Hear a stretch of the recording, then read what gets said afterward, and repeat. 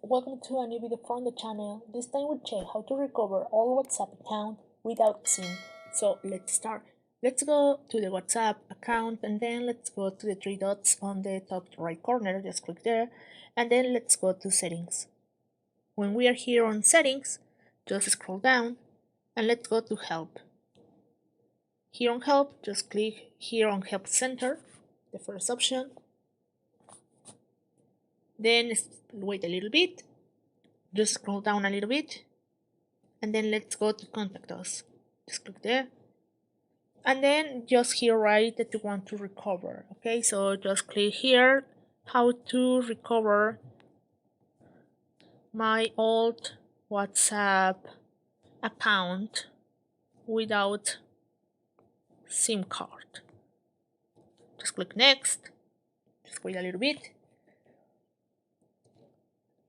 and then just click here in the first option. And here are the steps to recover your account. Just read the steps we have and then just try to fix your WhatsApp and recover your old account. So I hope this video helps you. Thank you for watching this video. Remember to subscribe and give a like to this video.